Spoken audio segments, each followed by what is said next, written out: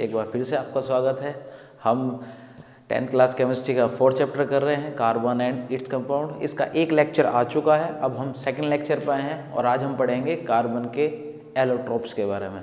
तो बच्चों क्या होते हैं ये एलोट्रोप्स? तो लास्ट लेक्चर हमने पढ़ा था बच्चों, कार्बन के 3 आइसोटोप्स होते हैं, carbon C612, C613 and C614। बच्चों ये इसके आइसोटोप्स हैं जो सेम एटॉमिक नंबर रखते हैं बट इनका मास अलग अलग है। ऐसे ही फिजिकल प्रॉपर्टी के बेसिस पे कार्बन के 3 आइसोटोप्स प्रेजेंट हैं और ये 3 आइसोटोप्स कौन है? Diamond, graphite and Buckminster fluorine. आज हम तीनों के बारे में ही पढ़ेंगे। तो पहले समझते हैं बच्चों ये एलोट्रोप्स ऑफ कार्बन होता क्या है। ठीक है, allotropes of carbons.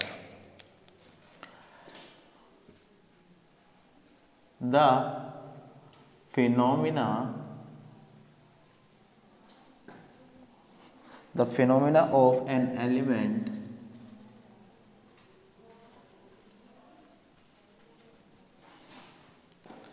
existing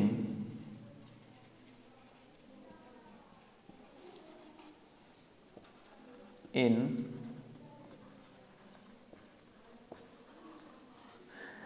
different physical forms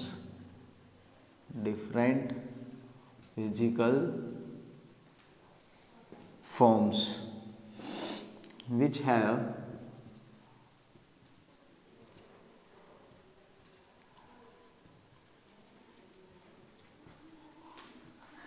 different physical properties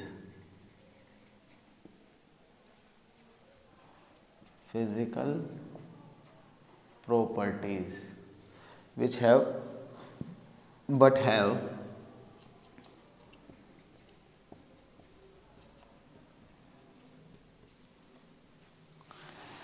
similar chemical properties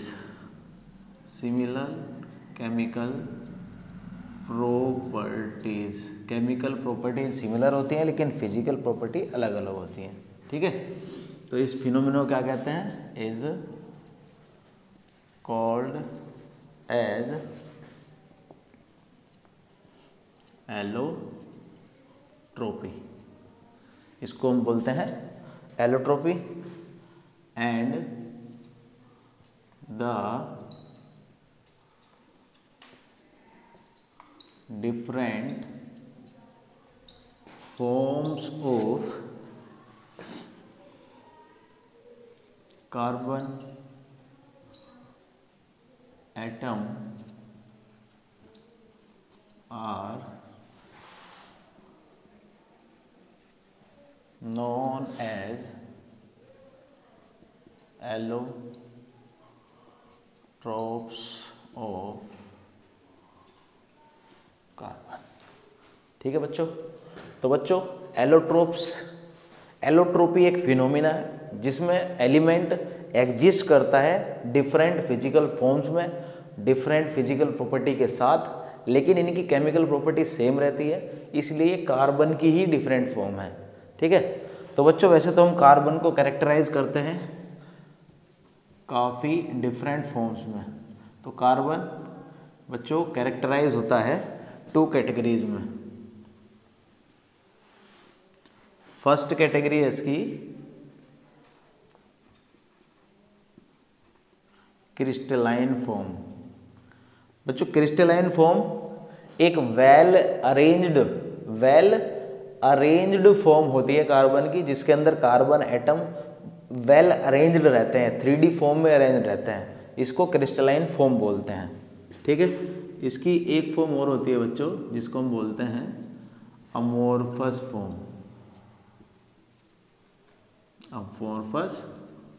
form. इसके अंदर कार्बन वेल अरेंज्ड नहीं रहता, ऐसा रहता है जैसे कि पाउडर की फॉर्म में हो। ठीक है, तो इसमें अगर हम देखें तो पहले हम देखते हैं क्रिस्टलाइन फॉर्म। तो बच्चों क्रिस्टलाइन फॉर्म हमारे पास 3 है, जिसमें पहली है डायमंड क्रिस्टलाइन फॉर्म का कार्बन होता है। दूसरा है हमारे पास ग्रेफाइट भी क्रिस्टलाइन फॉर्म में होता है। और थर्ड है हमारा फ्लोरीन। इसको बकमिनिस्टर फ्लोरीन भी बोलते हैं, इसको हम आगे पढ़ेंगे। ठीक है, अमोर्फस फॉर्म में बच्चों हमारे पास प्रेजेंट है पहला कोल। कोल हमें मिल जाएगा दो फॉर्म में, पहली है इसकी फॉर्म कोक और सेकंड इसकी फॉर्म है गैस कार्बन, यानी कि गैस की फॉर्म में जो कार्बन मिलता है, ये कोक कोयले की फॉर्म में जो हमें कार्बन मिलता है। दूसरा होता है बच्चों चारकोल,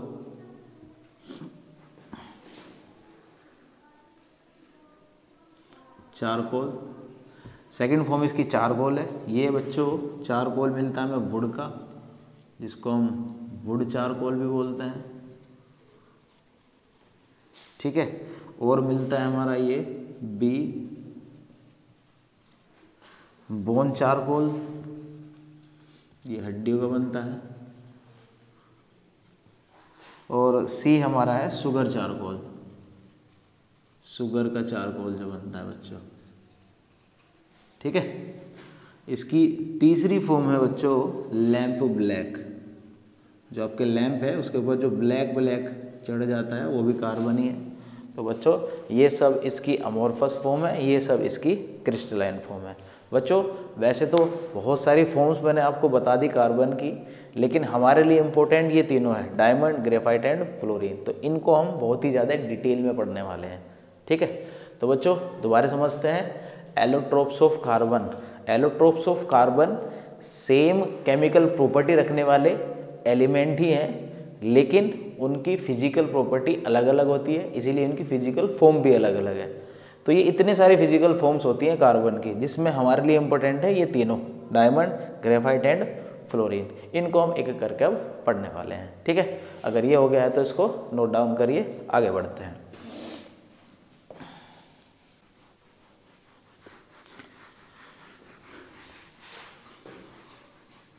तो बच्चों हम पढ़ रहे हैं डायमंड। न मांगो सोना चांदी हो, न मांगो हीरा मोती, ये मेरे किस काम के। तो काम के तो बहुत हैं, अगर ये हमें मिल जाएं छोड़ेंगे नहीं बाबा। तो पहली फॉर्म पढ़ेंगे बच्चों हम डायमंड। तो डायमंड की एक एक प्रॉपर्टी समझने की कोशिश करेंगे, जिससे हमें समझ में आएगा इसके बारे में। तो पहली प्रॉपर्टी, तो diamond is the purest form of carbon. Diamond is the purest form of carbon.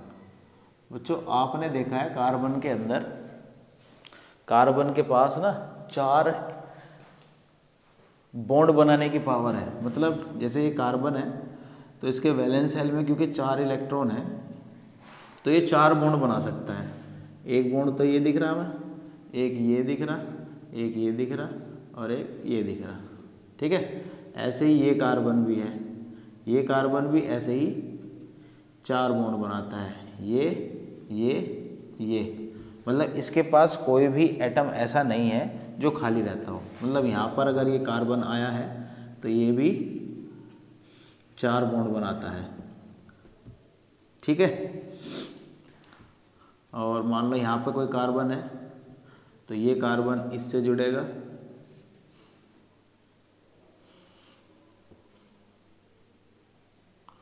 और हम इसको जोड़ देते हैं इस कार्बन से,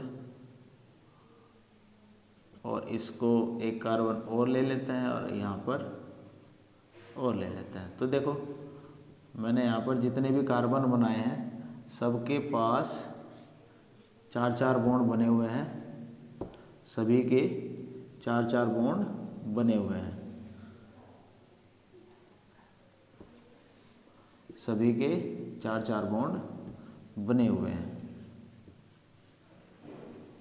ठीक है, अब क्योंकि इस पूरे स्ट्रक्चर के अंदर कार्बन का एक भी बॉन्ड खाली नहीं है, इसलिए ये सबसे ज़्यादा स्ट्रॉन्गेस्ट बॉन्ड बनाता है। बच्चों ये जो बचे हुए हैं ना, ये इन सब के साथ भी कार्बन जुड़े हुए हैं।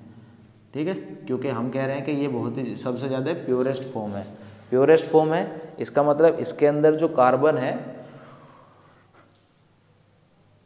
केवल कार्बन के साथ ही बॉन्डेड है और कोई इसके अंदर है ही नहीं। ठीक है, इसीलिए इसको हम बोलते हैं प्योरेस्ट फॉर्म, डायमंड की बिल्कुल प्योरेस्ट फॉर्म। तो ये अगर समझ में आ गया हो तो इसको थोड़ा सा और अरेंज करके मैं बना देता हूँ। ये अभी उल्टा सीधा हो चुका है, तो कुछ इस तरीके से बनाता है ये जो डॉट मैं बना रहा हूँ ये बच्चों कार्बन है। ये कुछ इस तरह का स्ट्रक्चर बनाता है कार्बन। ये भी इधर जुड़ जाएगा और देखा जाए तो ये भी जुड़ जाएगा, तो सभी इस तरीके से जुड़ते रहते हैं। ठीक है, ये जो डॉट है बच्चों ये कार्बन की फॉर्म है। ये स्ट्रक्चर हो गया हमारे स्ट्रक्चर ऑफ डायमंड। तो ये कार्बन कार्बन से ही जुड़ के बहुत बड़े बड़े स्ट्रक्चर बना लेता है जी। तो ये आपका कार्बन है और ये आपका कोवेलेंट बॉन्ड है, कोवेलेंट बॉन्ड, ये इसका स्ट्रक्चर है। ठीक है, तो बच्चों डायमंड क्या है, प्योरेस्ट फॉर्म है कार्बन की। ठीक है, और देखते हैं इसके बारे में और चीज़ें। ठीक है, it is the hardest, it is the hardest. Hardest कितना, इसकी डेंसिटी में मैं अगर बता दूं बच्चों, डेंसिटी इसकी 3.51 ग्राम पर सेंटीमीटर क्यूब होती है। ठीक है, इसीलिए हार्डेस्ट है। It is the hardest non naturally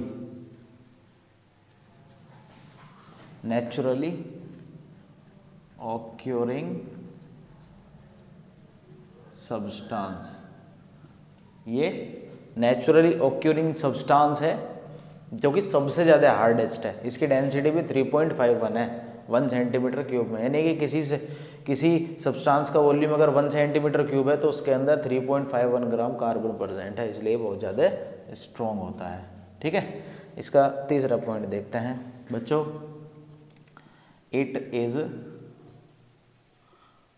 colourless,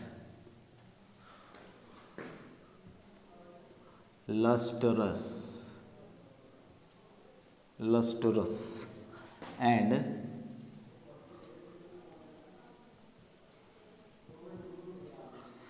crystalline solid. बच्चों कलरलेस है, लस्ट्रस है और क्रिस्टलाइन है। कलरलेस मतलब इसका कोई कलर नहीं रहता, आप इससे देख सकते हैं यहाँ पर। लस्ट्रस ये इतना ज़्यादा है, चमकता है, अगर थोड़ी भी लाइट इसके ऊपर डाल दी जाए तो ये चमकेगा बहुत अच्छे से। ये क्रिस्टलाइन सॉलिड है। क्रिस्टलाइन सॉलिड का मैंने बताया था वेल ऑर्डर्ड, जैसे कि देख रहे हो ये कार्बन एक दूसरे के साथ एक स्पेसिफिक ऑर्डर में है, इसलिए ये वेल ऑर्डर्ड होता है, यानी कि ये क्रिस्टलाइन फॉर्म है इसकी। ठीक है, और देखते हैं इसके बारे में और क्या जान सकते हैं। अगर बात करें बच्चों द फेमस कोहिनूर डायमंड। अब कोहिनूर की बात करें बच्चों, एक इंडिया के अंदर एक हीरा था जिसका साइज़ बहुत बड़ा था। जो नॉर्मल हीरे होते हैं उसका नाम कोहिनूर रखा गया था, जो कि इंडिया में पाया गया था, जिसको इंग्लैंड की महारानी ने अपने क्राउन में लगाया था। तो वो हीरा भी इंडिया में ही पाया गया था। ठीक है, कहाँ पाया गया था, was found in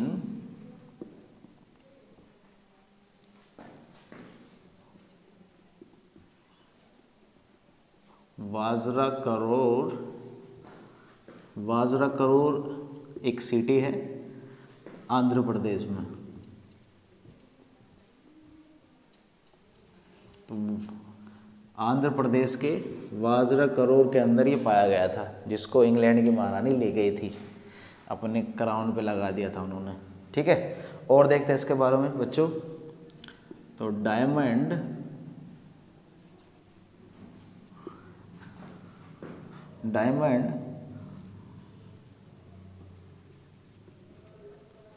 forms a regular 3D rigid substances। तो बच्चों ये जो आपका डायमंड होता है ये एक रेगुलर 3D स्ट्रक्चर होता है, regular 3D structure, regular 3D structure होता है ये बिल्कुल।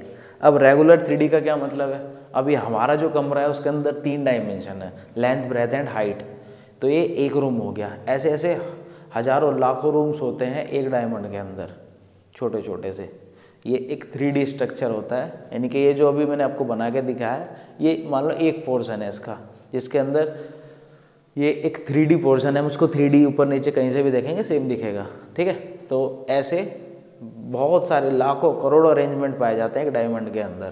तो ये एक रिजिड 3D रेगुलर स्ट्रक्चर बनता है डायमंड का, ठीक है। अगला पॉइंट देखते हैं इसके बारे में। It has high melting and boil तो हम करेंगे ही नहीं इसको, इसका हम मेल्टिंग पॉइंट देखेंगे। तो बच्चों ये हाई मेल्टिंग पॉइंट रखता है, हाई, भाई प्योरेस्ट सब्सटेंस है और हार्डेस्ट भी सब्सटेंस है ये नेचुरली। और तो इसका मेल्टिंग पॉइंट थोड़ा थोड़ी होगा, बहुत ज़्यादा होता है। कितना होता है 3930 डिग्री सेल्सियस, यानी कि लगभग 4000 डिग्री सेल्सियस इसका मेल्टिंग पॉइंट है। इतना टेम्परेचर देते देते तो आप बूढ़े हो जाओगे भाई। तो डायमंड बहुत ज़्यादा स्ट्रॉन्गेस्ट सब्सटेंस है, ठीक है। अगली प्रॉपर्टी देखते हैं। It has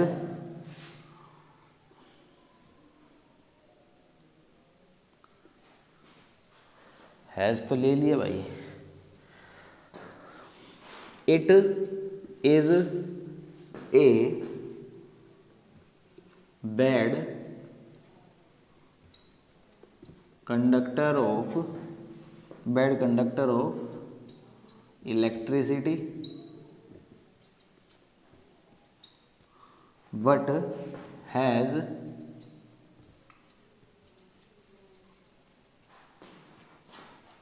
highest thermal conductivity। बच्चों बैड कंडक्टर है इलेक्ट्रिसिटी का, लेकिन इसकी थर्मल कंडक्टिविटी हाईएस्ट पाई जाती है, ठीक है। अब बैड कंडक्टर क्यों है इलेक्ट्रिसिटी का, क्योंकि कार्बन के पास 4 बॉन्ड होते हैं और ये चारों ही बॉन्ड बिजी रहते हैं, यानी कि ये बॉन्ड बना लेता है चारों, फिर ही नहीं छोड़ता किसी को भी। चारों इलेक्ट्रॉन वैलेंस सेल में शेयरिंग के साथ बॉन्ड बना लेते हैं, इसलिए ये बैड कंडक्टर है। लेकिन इसकी थर्मल कंडक्टिविटी बहुत ज़्यादा हाई पाई जाती है, ठीक है। अगली प्रॉपर्टी देखते हैं इसकी, H।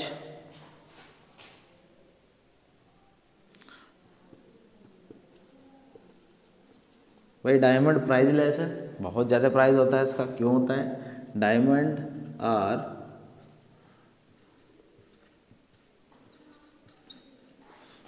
प्राइसलेस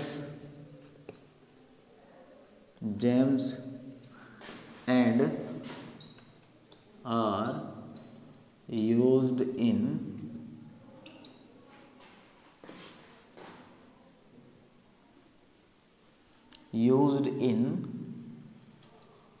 मेकिंग ज्वेलरी, ठीक है। तो बच्चों डायमंड एक रेगुलर 3D स्ट्रक्चर बनाता है, हार्डेस्ट सब्सटेंस है अर्थ पे, प्योरेस्ट सब्सटेंस है, इलेक्ट्रिकल कंडक्टिविटी नहीं रखता है, लेकिन हीट का अच्छा कंडक्टर है ये, क्योंकि लाइट को रिफ्लेक्ट करता है, बहुत अच्छी चमक रखता है, लस्ट्रस है नेचर में, इसलिए इसकी यूटिलिटी बढ़ जाती है। क्योंकि पाया कम जाता है इसलिए ये मतलब ये बहुत ज़्यादा महंगा होता है, ठीक है। प्राइसलेस बोलते हैं इसको, और इसका यूज़ हम करते हैं मोस्टली डायमंड, मतलब ज्वेलरीज वगैरह में, ज्वेलरी बनाते हैं तो उसके अंदर डायमंड का यूज़ करते हैं, ठीक है। वैसे तो हमारी औकात से बाहर है, लेकिन बहुत से अमीर ज़्यादा पड़े हैं जो डायमंड का यूज़ करते हैं अपनी ज्वेलरीज के लिए। यहाँ तो देख ही रहे हैं, बस पढ़ ही रहे हैं इसके बारे में। ठीक है, तो बच्चों ये है डायमंड का पूरा बायो डेटा। अब बढ़ते हैं हम अगले की तरफ, जो है हमारा ग्रेफाइट। तो इसको नोट डाउन करिए ताकि हम आगे बढ़ सकें।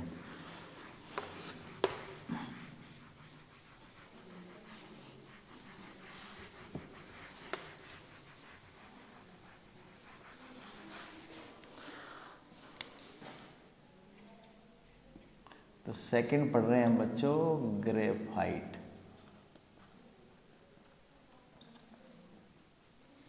ग्रेफाइट, तो बच्चों ग्रेफाइट कार्बन का सेकंड आइसोटोप है। ये भी नेचुरली अकरिंग है, यानी कि नेचर में पाया जाता है, सिंथेटिकली नहीं बना सकते इसको। तो समझते हैं ये मतलब इसको समझते हैं इसमें ऐसा क्या है। तो बच्चों यहाँ पर मान लीजिए ये कार्बन है, ये भी कार्बन है, ये भी कार्बन है, ये यहाँ पर इससे बॉन्ड बना लिया। एक बॉन्ड ये इधर की तरफ बनाता है कार्बन से, फिर ये भी कार्बन, ये भी कार्बन, ये भी कार्बन, ये बॉन्ड, ये बॉन्ड, ये बॉन्ड, ये बॉन्ड, और फिर एक और बॉन्ड। ठीक है, ये इसकी एक लेयर है, एक लेयर इसकी और है, ये लो। ठीक है, और बिल्कुल सेम स्ट्रक्चर इसका नीचे की तरफ भी है। क्या है? ये लो, ये लो, ये लो, ये लो, ये बनाया, बन गया। ठीक है, अब इसके बीच में एक अनयूजुअल अट्रैक्शन पाया जाता है।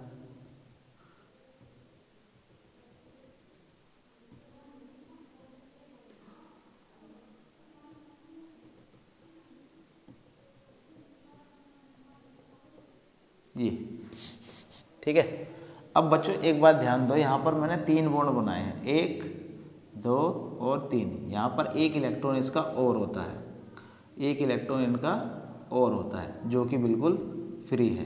ये क्या है जी?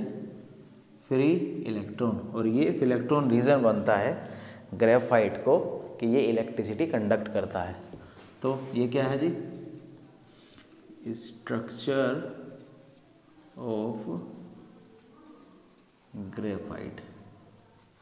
ठीक है, तो ये बच्चों इसके रियल बॉन्ड है और ये सिंपली इसके अंदर अट्रैक्शन है। तो इस अट्रैक्शन को बोलते हैं बच्चों van der Waal weak force of attraction. तो वान डेर वाल एक साइंटिस्ट थे, उन्होंने भी अपने ही नाम पे इन बॉन्ड्स को बताया है, क्योंकि अनयूजुअल अट्रैक्शन जब पाया जाता है ना किसी के अंदर तो बहुत ज़्यादा वीक होता है। तो ये क्या है जी? Weak van der Waals force of attraction. ठीक है जी। और ये जो बॉन्ड है यहाँ पे स्ट्रॉन्ग वाला, इसको बोलते हैं हम स्ट्रॉन्ग फोर्स ऑफ अट्रैक्शन। ठीक है, जो कि हमारा कोवेलेंट बॉन्ड है, क्योंकि कोवेलेंट बॉन्ड ही तो बनता है इनके बीच में।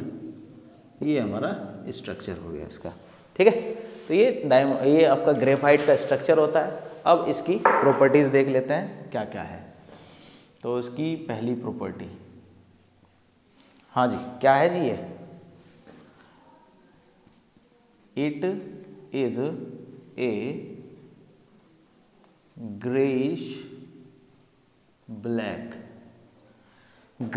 Black opaque solid.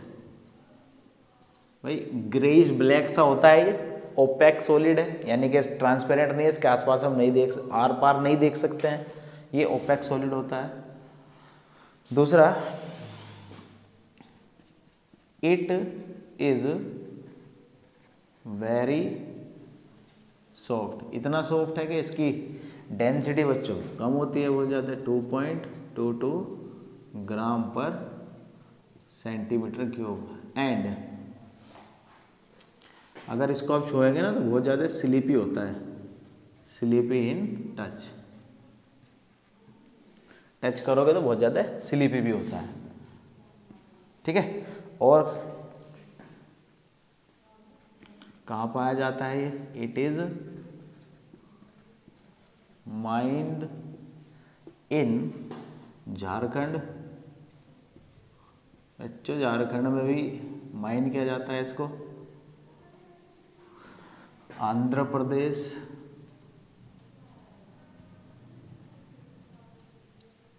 Andhra Pradesh में भी पाया, मतलब इसको माइन किया जाता है, निकाला जाता है। और बात करें बच्चों जम्मू कश्मीर, जम्मू एंड कश्मीर के अंदर भी इसको माइन किया जाता है। बच्चों उड़ीसा, उड़ीसा के अंदर इसको माइन किया जाता है। बच्चों राजस्थान, राजस्थान तो पत्थरों की देन है, देवी कहते हैं एक तरह से, वहाँ तो पत्थर ही पत्थर है, तो ग्रेफाइट क्यों पीछे? ये भी मिलता है राजस्थान के अंदर। बच्चों Tamil Nadu,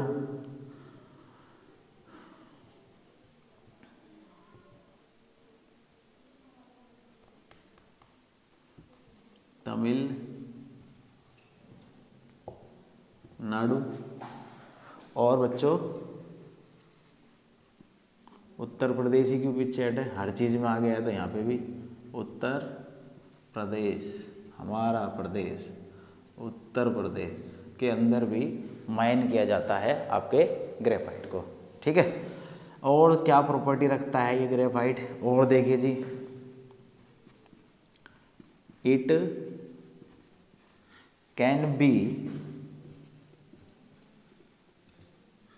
prepared by heating sand and coke at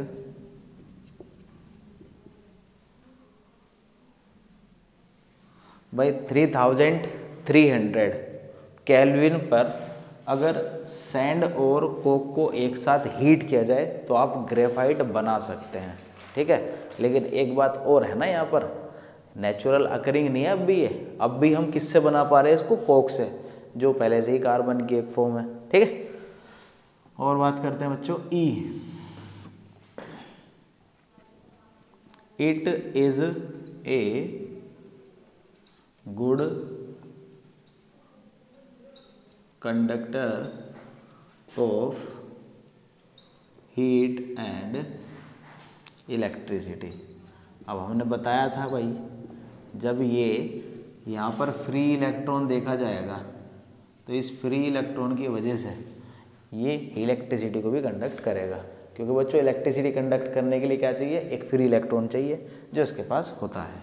ठीक है, अगली प्रॉपर्टी देखते हैं बच्चों है, it has a high melting point. बच्चों इलेक्ट्रिसिटी कंडक्ट करता है, हीट को भी कंडक्ट करता है, इसका मतलब ये नहीं है कि सॉफ्ट है तो ऐसा ही है, लेकिन बच्चों इसका जो मेल्टिंग पॉइंट है वो बहुत ज़्यादा हाई होता है। ठीक है, कितना है? लगभग 100 डिग्री सेल्सियस इसका मेल्टिंग पॉइंट होता है। ठीक है, अगला और क्या प्रॉपर्टी रखता है भाई ये? तो कहाँ कहाँ यूज़ होता है इसको? आप एज ए लुब्रिकेंट भी यूज़ कर सकते हैं। It is used as a dry lubricant. बच्चों ये ड्राई लुब्रिकेंट की तरह भी यूज़ होता है। अगर आपको वेट लुब्रिकेंट चाहिए तो बहुत सारे प्रेजेंट हैं। अब एक सिंपली ऑयल की बात करें तो ऑयल एक वेट लुब्रिकेंट है, लेकिन अगर ड्राई लुब्रिकेंट कहीं चाहिए तो आप ग्रेफाइट को यूज़ कर सकते हैं। जो मशीनें हैं ना बहुत ज़्यादा टेम्परेचर पर वर्क करती हैं, वो उसके अंदर ऑयल वगैरह नहीं डाला जाता, लुब्रिकेंट के लिए ग्रेफाइट डाला जाता है। क्यों? क्योंकि ग्रेफाइट का मेल्टिंग पॉइंट तो बहुत ज़्यादा हाई होता है, तो उसके अंदर इतना टेम्परेचर ये झेल सकता है। ठीक है, क्योंकि आयरन के मेल्टिंग पॉइंट से तो बहुत कम है ये, मतलब बहुत ज़्यादा है, तो आयरन की जो मशीनें हैं वो मेल्ट नहीं हो पाती फिर, क्योंकि लुब्रिकेंट उसके अंदर कौन यूज़ होता है? ग्रेफाइट यूज़ होता है। एक चीज़ और बच्चों, ग्रेफाइट आपके जो पेंसिल की लेड होती है ना, उसके अंदर भी ग्रेफाइट पाया जाता है। ठीक है, तो ये हुई बात ग्रेफाइट की। ये सेकंड एलोट्रोपिक फॉर्म है कार्बन की। ठीक है, तो उतारिए इसको ताकि आगे बढ़ें। तीसरी फॉर्म भी पढ़ते हैं बकमिनिस्टर फ्लोरीन के बारे में। ठीक है,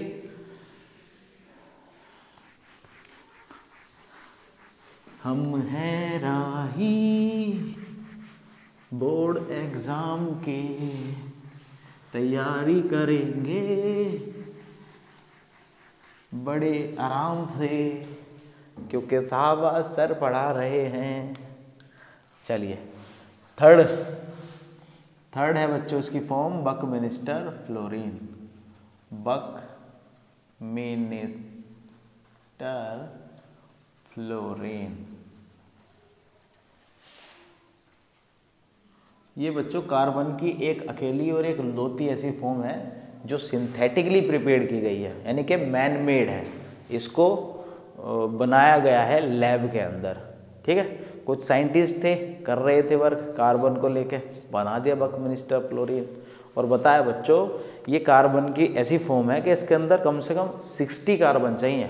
मतलब 60 कार्बन एटम्स जब एक साथ जुड़ते हैं ना तो वो पेंटागन हेक्सागन की फॉर्म में अरेंज हो जाते हैं और एक स्फेरिकल सॉलिड बना लेते हैं। उस स्फेरिकल सॉलिड को बोलते हैं बकमिनिस्टर फ्लोरीन। तो कैसा स्फेरिकल सॉलिड है बच्चों? मान लो आपके पास कोई फुटबॉल है, फुटबॉल है ये मान लेना भाई, मानने में क्या जा रहा है। तो फुटबॉल के अंदर कुछ इस तरीके सेक्शन होते हैं।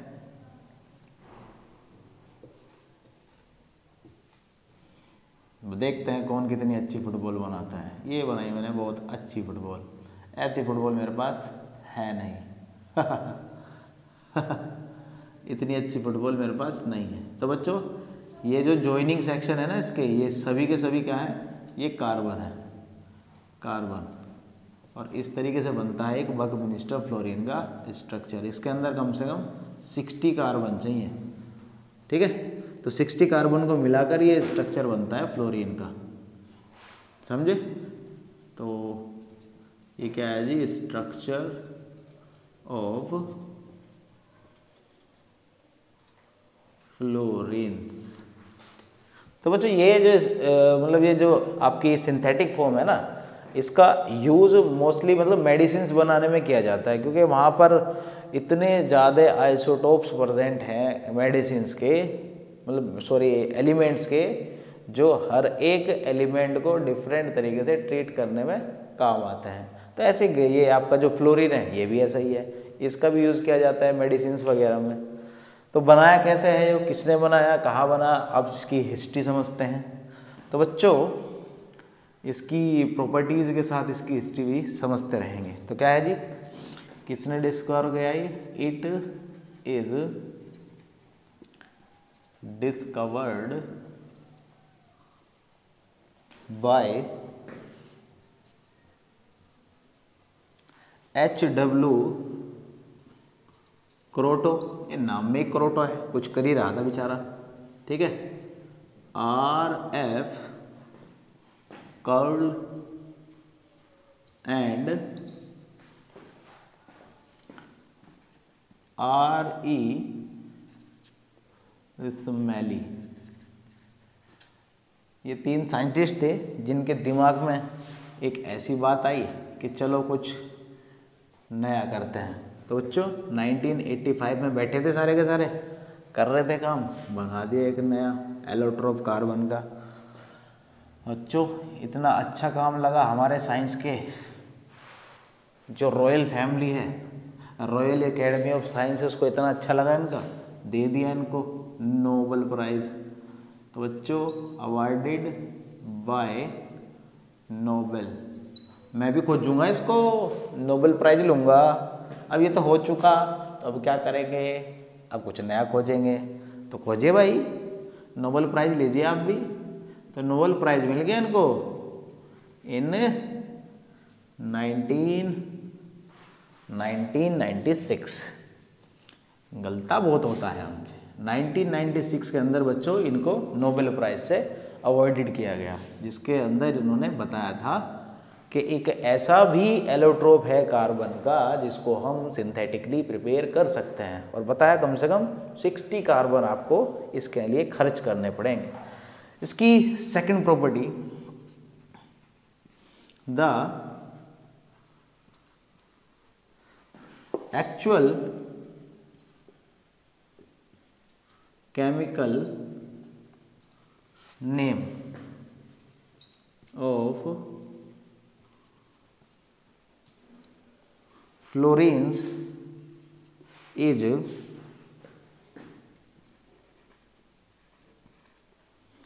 Spheroidal carbon. स्फेरॉइडल का मतलब स्फीयर की फॉर्म में जो कार्बन होता है, ठीक है। और ये क्योंकि केज लाइक स्ट्रक्चर बनाता है तो ये स्फेरॉइडल कार्बन केज मॉलिक्यूल इसका ओरिजिनल नाम है, एक्चुअल नाम, ठीक है। और ए क्रिस्टल लेटाइस। क्रिस्टल लेटाइस का मतलब है बच्चों एक सॉलिड, यानी कि ये जो फ्लोरीन का स्ट्रक्चर बनता है, इस स्ट्रक्चर जो बन के तैयार होता है उसको क्रिस्टल लेटाइस बोलते हैं, ठीक है। Of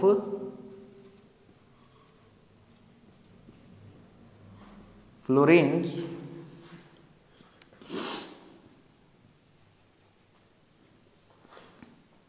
can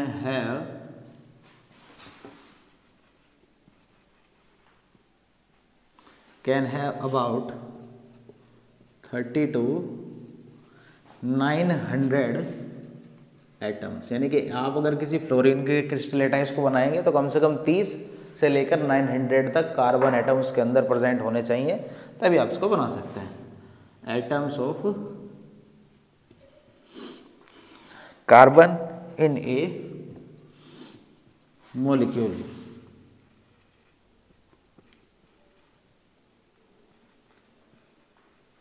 and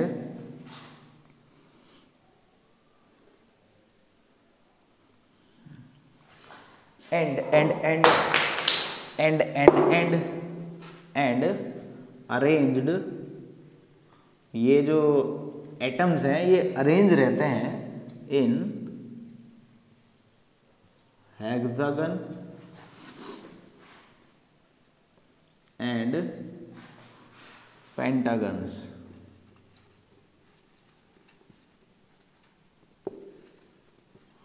forming a spherical solid, ठीक है। तो ये जो स्फेरिकल सॉलिड बनाते हैं इसको ये पेंटागन हेक्सागन की फॉर्म में अरेंज कर लेते हैं, ठीक, और एक स्फेरिकल स्ट्रक्चर तैयार करते हैं, ठीक है भाई। तो अगर हम बात करें फर्स्ट फ्लोरीन कब डिस्कवर्ड हुआ, the first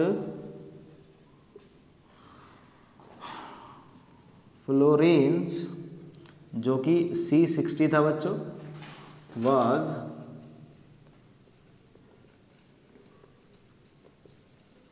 prepared by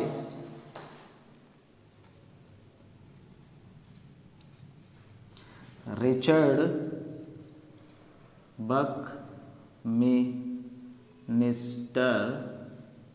Buckminster Fuller.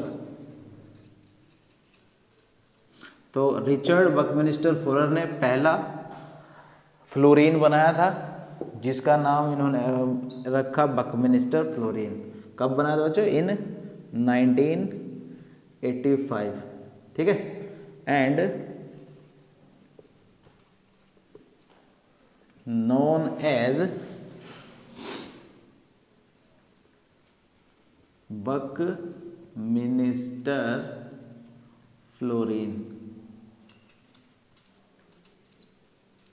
बच्चों अपने ही नाम पर इसका नाम बकमिंस्टर फ्लोरीन इन्होंने रखा था, या इसको बकी बॉल भी बोलते हैं। बाकी बॉल,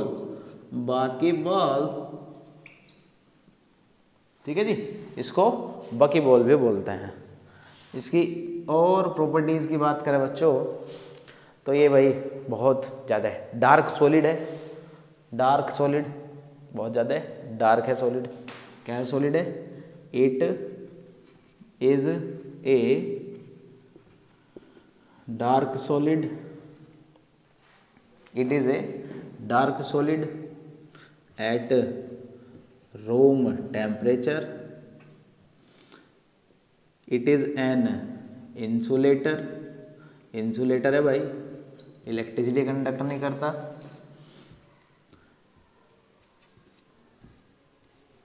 सोल्यूबल है ऑर्गेनिक सॉल्वेंट में, सोल्यूबल इन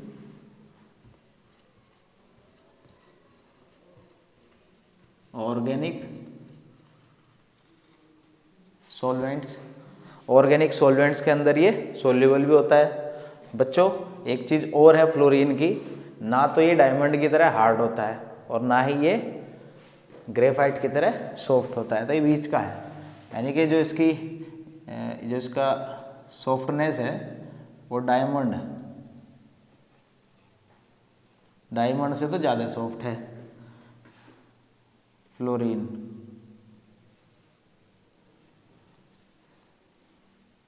लेकिन ग्रेफाइट से कम है, ग्रेफाइट ज़्यादा सॉफ्ट है, तो इसकी जो सॉफ्टनेस है वो इन तीनों के बीच में लाई करती है। ठीक है, तो ये हमारा फ्लोरीन हुआ। ठीक है, तो बच्चों ये थे एलोट्रोप्स ऑफ कार्बन। ये हमारा सेकंड लेक्चर ख़त्म हुआ। अगले लेक्चर के अंदर हम लेकर आएंगे कार्बन के वर्सेटाइल नेचर को, तो कार्बन क्यों वर्सेटाइल होता है। तो बने रहिए हमारे साथ अगले लेक्चर के लिए, जिसमें हम पढ़ेंगे versatile nature of carbon. Most important lecture आने वाला है आगे, तो ज़रूर देखें और सपोर्ट कीजिए ताकि इसी तरह से आपके लिए वीडियो बनाते रहें। तो like, share and subscribe my channel.